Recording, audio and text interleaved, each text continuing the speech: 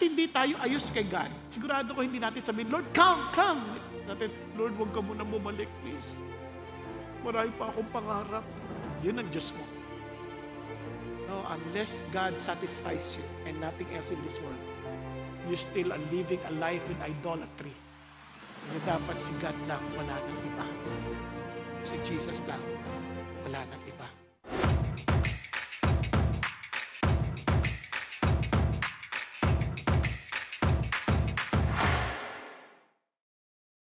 Tayo ay dapat maging magalak. Magalak tayo. Bakit? Our future is glorious. Naniniwala ka ba na there is something great that will happen soon? Di ba? Our future is glorious. Na pag sinabi mong rejoice, talagang sabi niya, ikaw talaga yung mga galak. Magdiwang ka. Matuwa ka. Bakit? Kasi sabi ng Panginoon, yung future mo is something wonderful, something delightful, something amazing, beyond comparison. Grabe yung sasabi ng Lord. Kaya, bakit natin nasabi yan? Tingnan mo sabi ng Lord, for I consider that the sufferings of this present time, yung mga dinadaanan nating sufferings, again, I'm not worthy to compare, sabi niya, to be compared with the glory that is to be revealed to us. Yung ipapahayag ng Diyos na kalwalatian, yung sobrang ganda na beyond our imagination, sabi niya, walang kwenta yung mga pinagdadaanan natin. Kaya sabi ng Lord, tingnan niyo ha, kahit tayo, minsan nafu-frustrate tayo, Christian ba talaga ako? Parang lagi na lang ako nagkakamali. Huwag kang sumuko, bangon ka ulit. Bangon ka ulit. Huwag mo isipin na, wala na, galit na siguro si God sa akin. Hindi, hanggat may hininga ka, hindi ka sinusuko ng Diyos. Diba? Bumangon ka ulit. Bumangon ka. Tingnan mo sabi ng Panginoon Diyos. And this whom He predestined, yung mga kanyang hinirang at pinili, sabi niya, tinatawag niya. At yung kanyang tinawag, pinawawalan niya ng sala. At yung kanyang pinawalan ng sala, siya ay mag-glorify. What then shall we say to these things? If God is for us, who is against us? Ito yung sabi ng Lord, you will be glorified. Kaya titingnan natin ngayon sa bahagi ng pahayag ni John. Di ba, nakita natin kay Paul. Nakita natin yung kay Daniel. Ngayon naman, nakita natin kay Jesus. Ngayon kay Paul, ay kay John. At ito po ang nangyari. Itong aklat ng Revelation or pahayag sa Tagalog, yung iba nagsasabi dapat apocalypse ang tawagin natin. Bagamat ibang translation apocalypse ang ginagamit, ako personally hindi ko siya magamit as apocalypse kundi pahayag. Kasi hindi buong liham na yan o buong propesiya na yan ay apocalyptic in nature o in genre. Mayroong mga bahagi lamang na apocalyptic. Kumbaga, mahirap unawain. Mahirap kung sa panahon natin sapagkat yung pagkakasulat niyan, minsan yung mga figures of speech na ginagamit ay common sa kanila. Maaring hindi common sa atin ngayon. Kaya naman, sabi ng Panginoon Diyos, tingnan nyo, ang pahayag ni Jesucristo na binigay ng Diyos sa Kanya para ipakita sa Kanyang mga tagapaglingkod, referring to John. Sa mga bagay na mangyayari sa kinabukasan, sabi niya, at ipinadala niya ito, kinommunicate ito sa mamamagitan ng kanyang anghel. Di ba? Sa kanyang bondservant, look at the words, bondservant, John. Pinakita ito kay John. Now, sa verse 2, pinakilala ni John kung sino siya. Then verse 3, anong saya, sabi niya. Ang mga makababasa nito, makaririnig ng mga salita ng propesiya na ito, at susunod sa mga nakarusulat dito, sabi niya, sapagkat ang panahon ay malapit na. You see, hindi lang sapat na basahin. Yung iba, pag binabasa yung Revelation, takot. Bakit ka natatakot? Pagpapala yan sa atin. Yung iba naman, pag narinig na, end time pag-uusapan? Ayoko na yan. Hindi dapat ka masaya tayo eh. Ano pa sabi niya? Lalo na, susunod tayo sa mga sinasabi tungkol doon. Kasi kahit anong alam natin, kung hindi naman tayo susunod, para sinasabi mo na hindi totoo yan. Okay ba yan? Kaya susundin natin ano sinasabi ng Panginoon Diyos. Now, tingnan niyo po. Ano sinasabi ng Panginoon Diyos? Let's go to verse 19. Para na maintindihan ninyo, yung ano yung templang pahayag. Obviously, hindi natin aaralin yan ng chapter 1 hanggang 22 na sunod-sunod Kasi mahaba yan. Baka hindi na tayo matapos. No, dito tayo, simulan natin na summary. Therefore, isulat mga bagay na ito, yung mga nakita mo, yung mga nakikita, yung nangyayari na, at mga mangyayari pa. Okay? Ulitin ko May mga bagay na nangyari na, doon sa mga mangyayari pa sa panahon ni John. Naman. So, ganyan ang ating basa. So, tingnan natin to. At ngayon, pinararating sa atin ng Diyos ito dahil gusto sabihin ng Panginoong Jesucristo, mahal ka niya at hindi ka niya nakakalimutan. He wants you to understand that there is a glorious future for you. Para sa atin, itong ating inaabangan. Jesus will reign as King of Kings. Dan hindi lang yun. Babaguhin niya ang lahat ng bagay. Yung ba naiinis ka sa mga nakikita mo, babaguhin ng Lord yan. At ito pa, may reward pa! Ang sarap ata ng feeling ng may reward. Let's talk about Jesus will reign. Bakit siya magre-reign? Kasi siya nga ang hari ng mga hari. And Jesus Christ, the faithful witness, the firstborn of the dead, and the ruler of the kings of the earth. Pag sinabi mo firstborn of the dead, siya yung kauna-unahang nabuhay magmuli sa mga namatay. He overcame death. Sabi niya, to him who loves us and released us from our sins by His blood. Diba? Kasi yung sin na yan ang magdadala sa atin sa judgment. Kaya sabi niya, nirelease tayo ng Diyos sa pamamagitan ng kanyang dugo. And He has made us to be what? A kingdom. Kingdom, priest to His God. Biruin niyo, pinili tayo ng Diyos para maging saserdote niya. Amazing. Tapos sabi niya, to Him be the glory and dominion forever and ever. Amen. Lahat ng papuri sa Panginoong Diyos. Now, tingnan niyo pag sinabi niya, behold, He is coming with the clouds, and every eye will see Him, even those who pierced Him. Lahat ng mga even nag-ano sa Kanya, they will also be resurrected, then they will also see the very Jesus whom they pierced. And sabi niya, and all the tribes of the earth will mourn over Him. So it is to be. Amen. Hallelujah. I am the Alpha and the Omega, says the Lord God, who is and was and who is to come, the Almighty. Ako na yung simula at huli. Sino to? The very God of the Old Testament. And He's the very God who came. Would you believe, biro nyo yung Jesus who came here on the first Christmas day. Although hindi to tiyak ng December 25. Yung sineselebrate natin yung una niyang pagdating. Kung alam lang natin, wow, Lord, totoo ka for about 4,000 years. Ginawa mo to. Alam ko, as you have promised from the Old Testament, which is more than many times more na inulit-ulit na babalik sa ulit, siguradong tuto pa rin niya yun and He will be coming back again. Kung mayroong celebration ng Christmas, mas matinding celebration to. Nagkakaintindihan? Kasi ito forever na. Ito, tingnan nyo. Then, when I saw Him, mismo si John when he saw Jesus, parang akala natin magaan siya, kawawa siya, nagbubugbog. This time, hindi na. I fell at His feet like a dead man. And He placed His right hand on me. Anong ginawa niya? Sabi niya, huwag ka matakot. Sobrang takot na himatay. Sabi niya, huwag takot. I am the first and the last. Sino to? Sabi niya, the living one. I was dead, and behold, I am alive forevermore. O sino yan? Si Jesus. And I have the keys of death and of Hades. Sabi niya, ako may hawak ng buhay ng tao. Kaya wag nating biru-biruin ang ating ugnayan kay Jesus Christ. If you are calling Him your Lord, don't ever think na dahil Lord ko siya, mabait siya, I can do anything I want. Ano ka ba? Sinabi mo ang Lord, you will only do what He wants. Now, look at this. Then I looked, and I heard the voice of many angels. Look at how great He is. And around the throne and the living creatures and the elders and the numbers of them was myriads and thousands of thousands, saying with a loud voice, worthy is the Lamb who was slain to receive power, riches, wisdom, might, and honor, glory, and blessing. Pagpuri pa lang nila sa Panginoon Diyos. Wow, you are worthy of all praise. Tingnan niyo pa pagdating sa 7. And after these things I look and behold, a great multitude which no one could count, from every nation and all tribes and pledges and tongues standing before the throne and before the Lamb, clothed with white robes, and palm branches were in their hands. Grabe, ang sarap isipin, no? If we are doing our work, sharing the gospel to our fellow Filipinos, magugulat tayo pagdating sa langit, may kumakantang, dakila ka, O Diyos, tapat kang ang tunay. Kababayan ko yun, Tagalog ang awitin niya. Imagine sa langit, bilang dami-dami. Tapos ang daming Pilipino nagpupuri sa Panginoon Diyos sa Tagalog. Salamat, salamat, O Jesus, sa pag-ibig mo. Di ba? Ang sarap nun. Alam lang ng give thanks with a grateful heart. Walang masamang mag-Ingles. Pero lahi nila rin yun, tayo rin. Magdala rin tayo ng maraming kaluluwa sa Panginoon Diyos.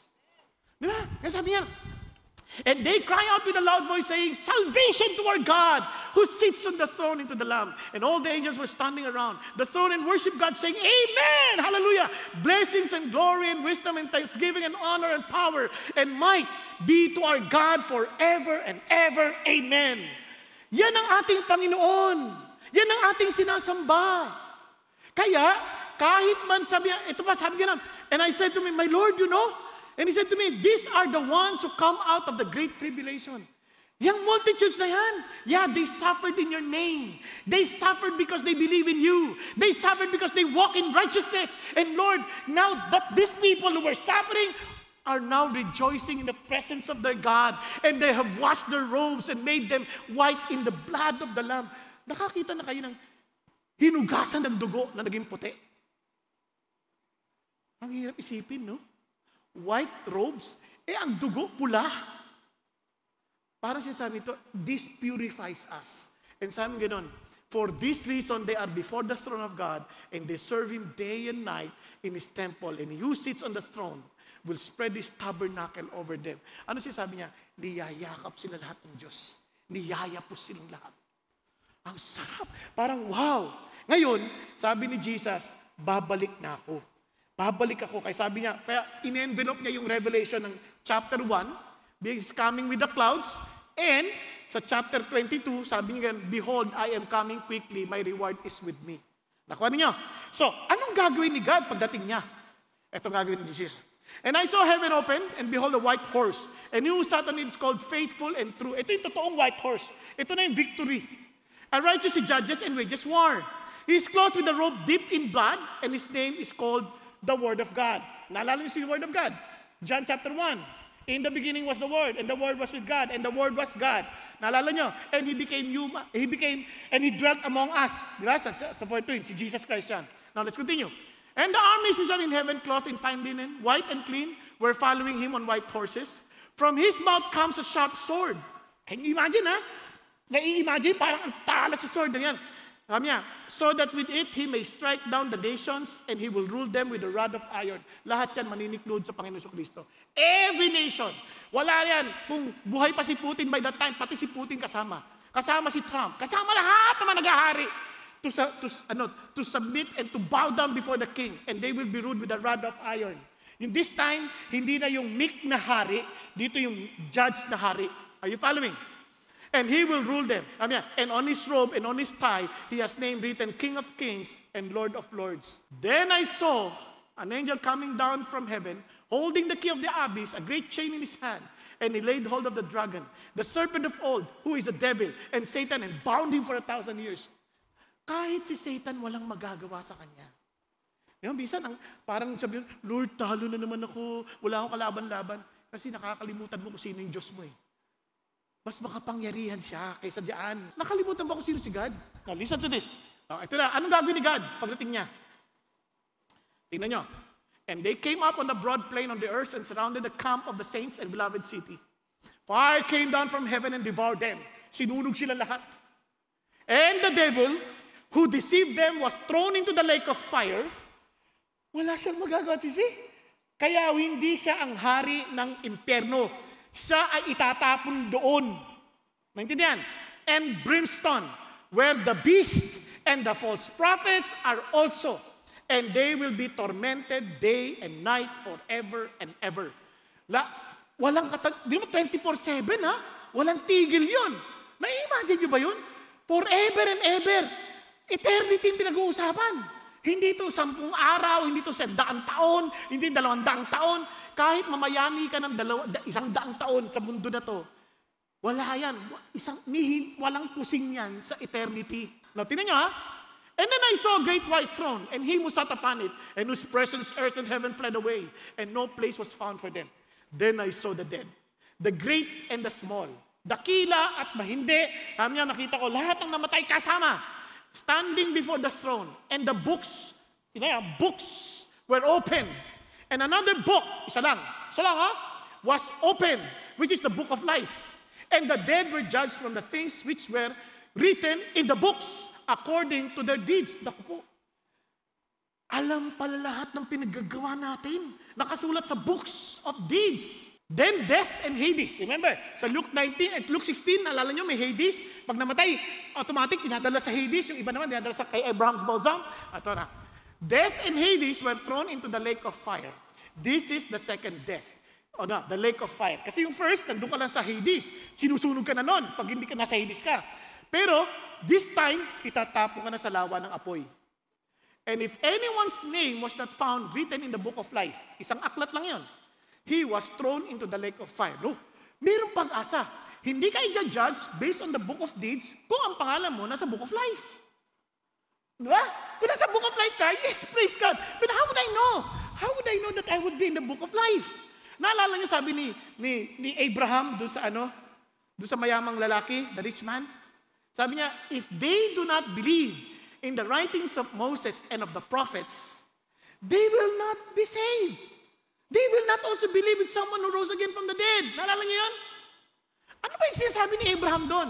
Sa mga Hudyo, alam nila ibig sabihin ng writings of Moses and of the prophets. Tignan niyo, sa John 1:45, for example, Philip found Nathanael and said to him, we have found him, of whom Moses in the law and also the prophets wrote, Jesus of Nazareth, the son of Joseph.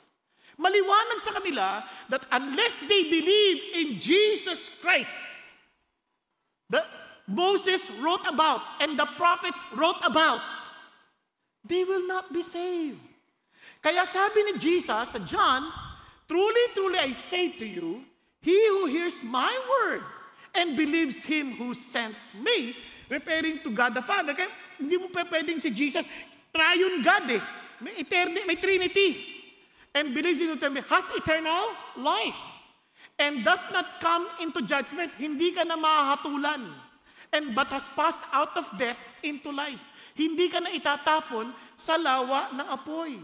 So in other words, para ikaw ay mailagay doon, maisulat yung pangalan mo sa book of life, ano ka lang? You need to trust in God and believe in Jesus Christ whom He has sent. Pag sinabi mong believe in Jesus Christ, hindi, naniniwala ako. Hindi. Because I believe in you that you are God, I will follow you. Yun ang totoong belief. Yun ang sinasabi ni Paul, I believe, therefore I speak. Tama ba? Now, tingnan niyo po. Kaya sabi ni Paul, tingnan niyo ha, kung alam natin na ligtas na tayo, Christian tayo, wala nang room for bitterness. Wala nang room for vengeance. Wala na. Tingnan niyo. Sabi ng Lord, kasi si Lord din maggaganti para sa atin, tama ba? Sabi niya, never take your own revenge, beloved, but leave room for the wrath of God, for it is written, vengeance is mine, I will repay, says the Lord. So, kasi si Lord naman maghuhusga sa kanila eh. Kumbaga ngayon, parang panalo sila ngayon, natutuwa sila. Huwag kang mag-alala, may araw din yan. Sa katunayan, maawa pa nga tayo sa kanila. Pag-pray pa rin natin silang ma-realize sila na maikli lang yung panahon ng mamamayani ng kasamaan. After one, judge din sila. Kaya tayo, taawa tayo. Kaya sabi ng Lord, ganun pa man, dahil ikaw Christian ka, ang gagawin mo. Pag yung kaaway mo, yung aaway sa'yo, gutom, pakainin mo. Huwag mong batuhin ng tinapay. Kasi pag binato mo ng tinapay, galit ka pa rin. Di ba? Binato ka ng bato, huwag ka ng tinapay, binato mo rin. Oh. Galit ka pa rin nun. Di ba? Ang masama, hindi mo inalis sa garapon. Di pareho lang. Nakuha nyo, sabi ng Lord, hindi ganon. Pakainin mo. At kung uhaw, painumin mo. Huwag mo lagyan ng chlorine. Ng yung cyanide. Painumin talaga. Kaya tinan yung word do not be overcome by evil, but overcome evil with good. Diba? Pag gumanti ka, at pinatulan mo, na-overcome ka na ng evil. Evil ka na rin. Sayang naman. Kaya ano sabi ng Lord? Huwag mo alalahanin yan. Kasi sa halip, sabi niya, for you, tinan nyo sila, accepted joyfully the seizure of your property. How could they do that? Yung property sila, kinuha na, masaya pa sila. Knowing that you have for yourself a better possession and a lasting one. Dinaya ka na, kinuha na yung mga bagay para sa'yo, masaya ka pa. Yes, kasi meron mas magandang kapalit eh. And sabi niya, therefore, do not throw away your confidence, which has a great reward. For you have need of endurance, so that when you have done the will of God, you may receive what was promised. Di ba? Lugi ka naman, ikaw na nga inapi, ikaw pang ano. Hindi ako napi. God will take that personally. Just like Saul, sabi ni Lord Jesus, Saul, why are you persecuting me? Pinersonal niya si Saul. Pine-persecute ni Saul yung church, pero sabi niya, bakit mo ako pine-persecute, ha?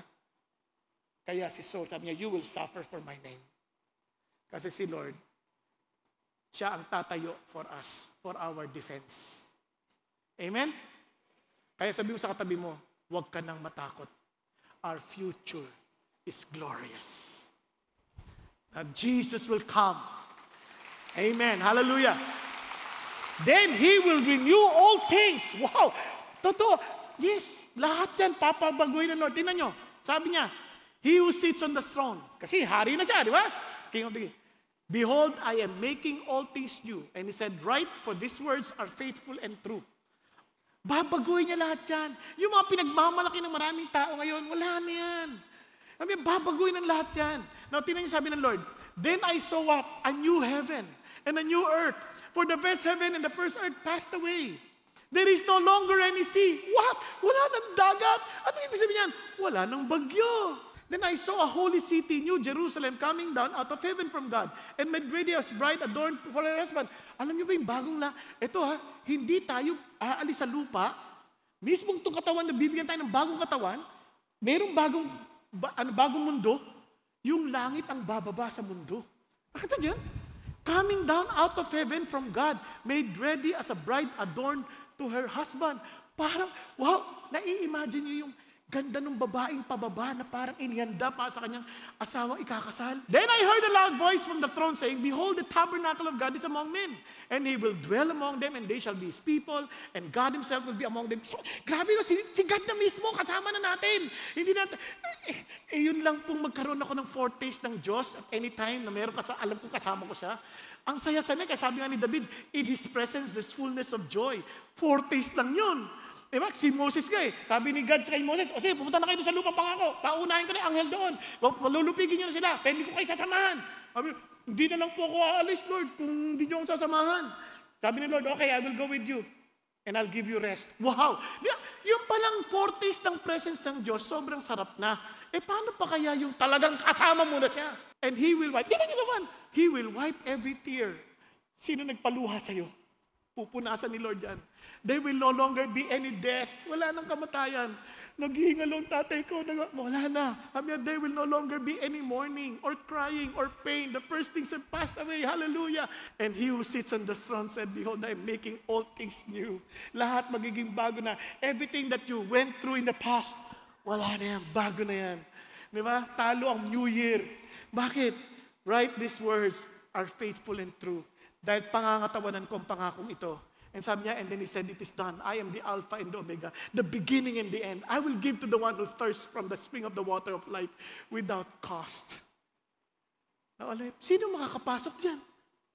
Sino makakapasok dyan? Ha? Sino kayo pwede pumasok dyan? Ano sabi ni Lord? He overcomes will inherit these things. And I will be his God, and he will be my son. Pero yung mga duwag, that they're not even willing to stand for the truth, hindi ang kasali. Yung mga unbelieving, they just insist on what they want, hindi ang kasali.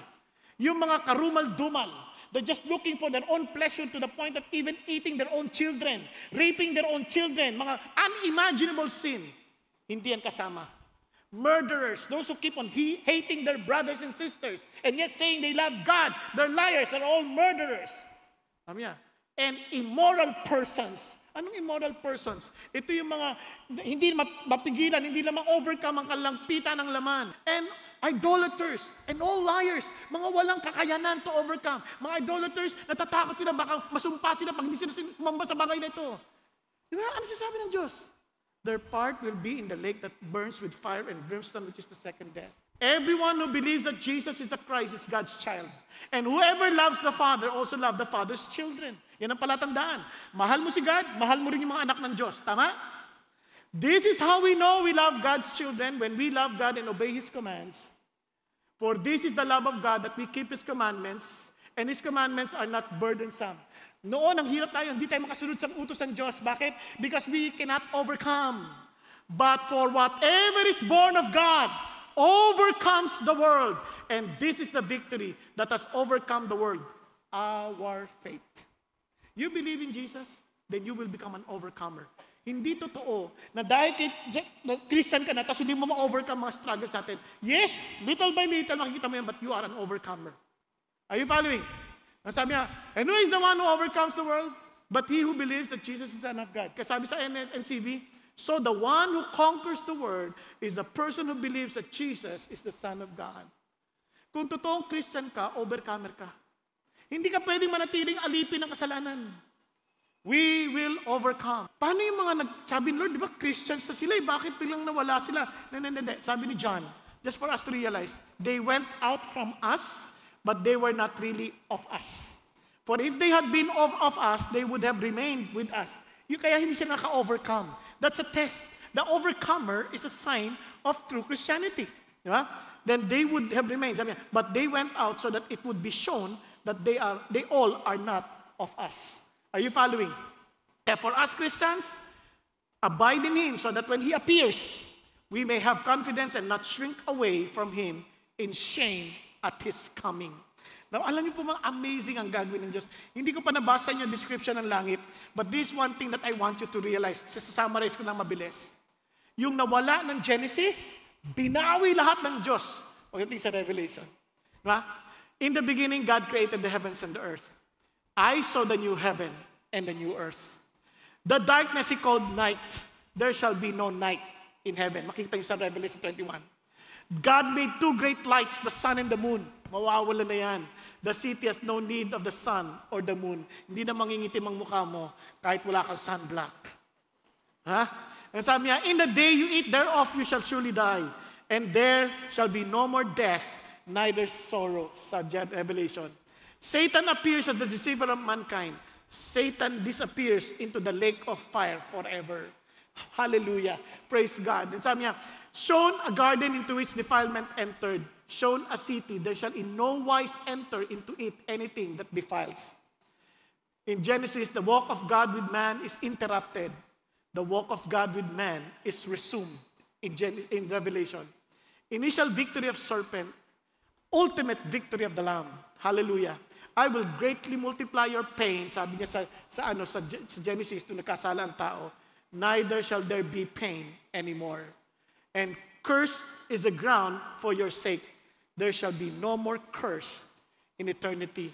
Now, ito pa, man's dominion is damaged in the fall of Adam. Man's dominion is restored in the reign of Christ.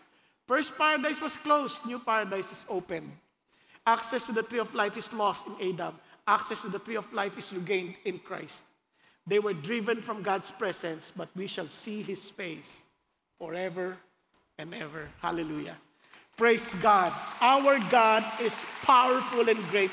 Your future, our future is glorious.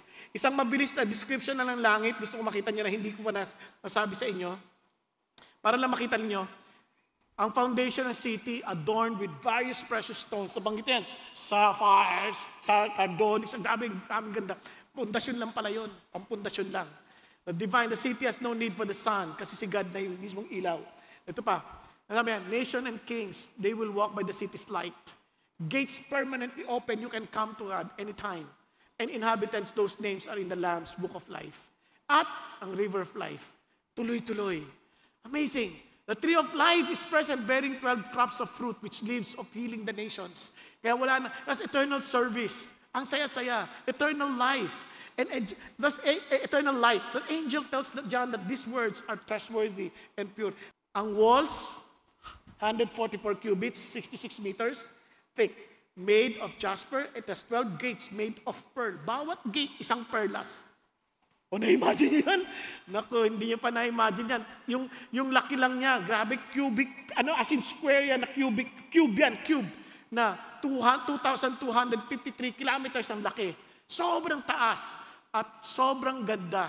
Yung streets, yung pinaka-street of gold yun, na parang salamin. Hallelujah. Kaya, ngayon, kahuli-hulihan, yan ang pinrepare ni Lord para sa atin. And allow me just to share this with you. Jesus will reward the faith. Niligtas ka na, may reward pa. Kumbaga, pwede namang ligtas na okay na eh. Hindi. Gusto ng Lord mag-celebrate tayo. Kaya gusto niya, mayroon ka pang reward. Ano yung reward na yon? Tinasabi ng Lord, behold, I'm coming quickly. My reward is with me to render to every man according to what he has done. Kahit ang mga bagay na akala mong nakalimutan ng Lord, hindi. Ako ang Alpha at Omega, the first and the last, the beginning and the end. Nasa akin ang huling halakhak. Naintindihan natin? No, ano sabi niya? Sabi ng Lord, eto, we must all appear before the judgment seat of Christ. Then that each one may receive the things done in the body according to what he has done, whether good or bad. Nag-volunteer ka, lumagpas ang oras ng pagtuturo ko, kaya gabing-gabi ka na, huwag ka mag-alala, alam din ni Lord yon. Di ba? May award din yun. Whether good or bad, sisiya sa atin ni Lord. Ang sabi ni Lord, na parang ganito yan, parang ganito. Now, if any man builds on the foundation with gold, silver, precious stones, wood, hair, straw, each man's work will become evident. For the day will show it because it is to be revealed with fire. And the fire itself will test the quality of each man's work. So dadaan sa apoy, no? The test. If any man's work which he has built on it remains, he will receive a reward. If a man's work is burned up, he will suffer loss for eternity. But he himself will be saved, yet so as through fire. Okay, maring ligtas ka, pero walang reward. Naintindihan? Ito, hindi. May reward ka. Di ba? Ngayon, sa Bible, nagbigay siya ng sample ng mga rewards. Victor's crown, 1 Corinthians chapter 9. Crown of rejoicing, sa 1 Thessalonians 2:19. Crown of righteousness, sa 2 Timothy 4:8. Crown of life, James 1:12. Crown of glory, 1 Peter 5. Kahit ano man yun, ang pinakamasayang bahagi, itong naalala ko. Pag nakakatanggap ka ng reward, hindi yung nakatanggap ng reward ang talagang masaya. Ang pinakamasayang bahagi, hindi yung natanggap mo yung reward eh. Yung ibibigay mo yung reward mo sa tatay mo o yung pinakamamahal mong tao sa buhay mo. Amen po. I am excited to bring this reward to my daddy or to my eternal father. Di ba ang sarap nun? I am so excited to bring this to my groom. That would be the greatest and most exciting moment of our lives. That we have something to offer to our God. At ang sabi ng Lord, kaya sabi niya, the Spirit and the bride says, come. Let the one who hears say, come. Let the one who is thirsty, come. Let the one who wishes take the water of life without cost. Ano sinasabi ni Lord? Hindi pa huli ang lahat. Paano sinasabi ni Lord, buhay ka pa. You might think, I'm not an overcomer. Patay ako, impyerno ako. Kaya nga, I'm telling you, come. Come. Itong amazing part. The moment you are reconciled with God in your relationship, sigurado ko magiging prayer mo kay Lord. As the last prayer, sabi niya, yes, I am coming quickly. Come, Lord Jesus. Come. Pero kapatid, tayo, ang ating inaantay na amo ay darating. Dahil sinabi niya. At ang tanong lang, are we that excited katulad ni Hachiko na mag-aantay sa amo natin? Na kahit sinatadyak-tadyakan na tayo, hindi pa rin tayo aalis at mag-aantay pa rin tayo. Bakit? Dahil wala na tayong ibang kaligayahan, kundi ang makasama natin siya for the rest of eternity. Hanggat hindi ganun ang ating puso, marahil ay hindi mo pa siya nararanasan ngayon. Kaya't wala kang paghahangad ng kanyang muling pagbabalik. Tayo pong lahat ay yumuko at pumikit sandali. Habang tayong lahat ay nakayuko at nakapikit, mga kapatid, ikaw lang nakakaalam ng totoo mong ugnayan sa Diyos. Huwag mo siyang biruin. Dahil Diyos ay totoo sa kanyang mga salita. Kung ikaw ay hindi katiyak na si Jesus, ang pangalan mo'y nasa aklat ng buhay, at hindi mo nakikita ang sarili mong overcomer, at hindi mo nakikita ang sarili mong nakikita mo sarili mo na lagi kang uhaw for something else rather than of Jesus. Marahil ito na ang panahon para sabihin, Lord, patawarin ninyo ako, tinatanggap kita ngayon bilang aking Panginoon at tagapagligtas. Ayoko na maging reliyoso, gusto ko maging totoo. Ayoko na basta atin lang ako para lang masabi nag-a-atin ako, kundi magkaroon ako ng totoong ugnayan sa iyo. Kapatid, kung yan ang loobin ng puso mo, magpakumbaba ka sa Panginoon. Panginoon, tinatanggap po kita. Taas mong kamay mo sa Panginoon. Yes, sabi mo, Lord, patawarin ninyo ko. Thank you, Jesus. Hallelujah. Yes, yes. Huwag kang mahiya. Lumapit ka sa Panginoong Diyos. Isuko mo ang iyong loobin sa Panginoon. Lord, thank you, Father God, that He who believes in you and believes the one whom sent you, Lord God. Father God, thank you that you promised that we will pass from death to life and we will no longer be judged because you have written our names in the book of life. Thank you, Jesus. Hallelujah. Yes. Sige po, wag ko kayo maya. Sa mga nagsitaas ng kamay, may I request you to stand. Tayo tayo. Tayo tayo as a sign of our humility before the Lord. Yes, hallelujah. Yes, wag ko kayo mahiya. Thank you, Jesus. Thank you, Lord. Thank you, Jesus. Thank you, Lord. Sige po, tayo po'y manalangin sa Panginoong Diyos. Aming Ama, tumatayo ako sa iyong harapan ngayon. Lord, kung may mga bagay pong dilim na nakikita kayo sa aking puso, punuin niyo ng inyong liwanag. At tinatanggap ko, Panginoong Jesucristo, na kayo ang namatay sa krus ng Kalbaryo para ako'y patawarin sa aking mga kasalanan at bigyan ng kalayaan mula dito. At salamat na kayo ay nabuhay na magmuli upang ipagtibay ang kapatawaran at bagong buhay na ipinagkakalob niyo sa mga nagtitiwala sa inyo. Panginoon Diyos, sinihingi ko po, tulungan niyo po ako na mabuhay ayon sa kalooban ninyo at mapagtagumpayan ang mga bagay, Panginoon Diyos, na pinangahawakan kong kaligayahan sa buhay ko. At talagang italaga ko, Panginoon, na wala nang ibang buhay sa akin kundi kayo. Salamat, aming Ama, sa tuwing ako'y madarapa, tulungan niyo akong bumangon dahil alam kong kayo ang may hawak sa akin. At salamat din sa pangako ninyo na we are more than conquerors in Christ Jesus our Lord. Panginoon, nakita niyo po mga kapatid kong nakatayo. Pinapanalangin ko po, Panginoon, ang katotohanan ng iyong salita ang maging ganap sa kanila. Palayain niyo sila, Panginoon, sa mga bagay na bumibihag sa kanila, Panginoon Diyos. At pahintulutan silang mabuhay, na magbibigay kalwalatian sa inyong pangalan. Dahil alam namin, Panginoon Diyos, that our future is glorious. And I pray, Father God, for everyone, Father in heaven, in this place. For every family we represent. I pray, O God, to allow all of us, Father God, to never stop proclaiming your good news.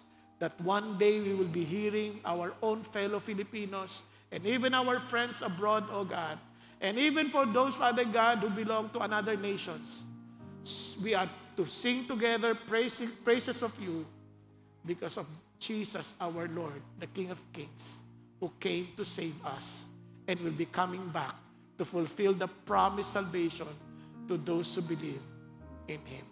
Thank you, Lord. Lord, empower every one of us in the name of Jesus, our Lord. Hallelujah. Amen. Amen and amen.